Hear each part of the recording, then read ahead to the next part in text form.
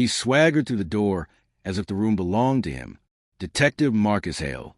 Badge unbuttoned, holster visible, smile like a razor, strolled in with 4 hangers on his wake, all dressed in leather and bad intentions.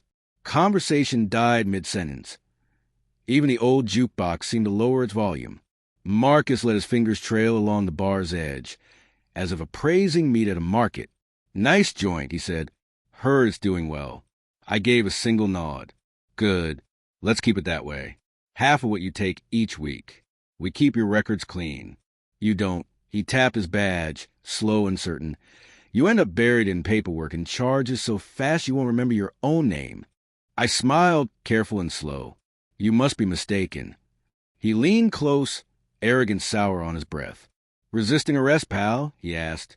That's when I unlocked my phone, thumbed it once, and hit send. "Marcus," I said, voice even, "you have 90 seconds to walk out." He barked a laugh. 80 seconds later, he stopped laughing. We'd been on the same side once. 2 patrolmen with the same stubborn streak. Try and force some order onto a city that didn't want it. He had the instincts. I had the restraint. We worked well together until something sharper than duty grew inside him. When internal affairs started nosing around missing evidence, I lied for him. I told him the files were gone. I believed in loyalty. He believed in advancement. He took my ideas, climbed the ladder, and when his favors tangled into something ugly, he tossed me aside. He knew how I'd paid for this place, the pension I'd scraped and pinched, and he knew I'd never fold. That's why tonight was his choice. To break me. The first time his name appeared linked to the city's largest drug operation, I refused to accept it.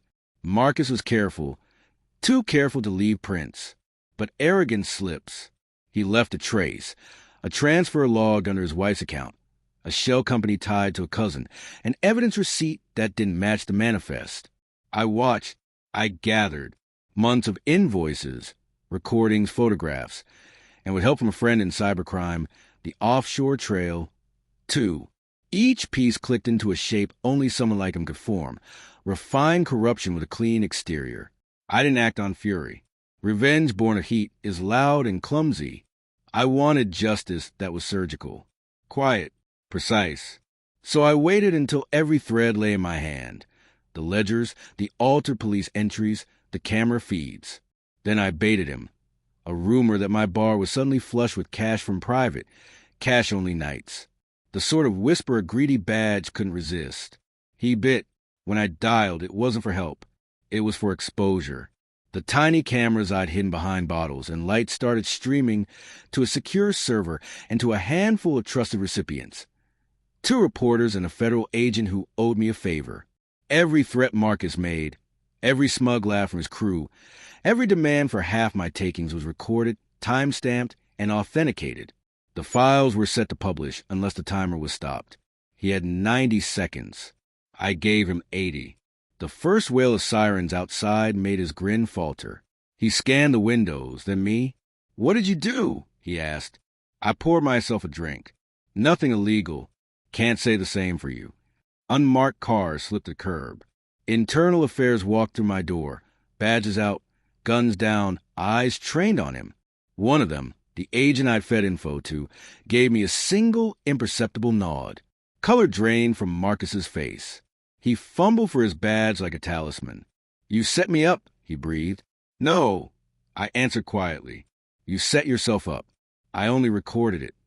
They cuffed him where he'd stood, by the stool he'd once claimed as his throne. As they let him out, he spun, disbelief carved across his features. "You think this ends anything?" he spat. I raised a glass. "No, Marcus. It ends you."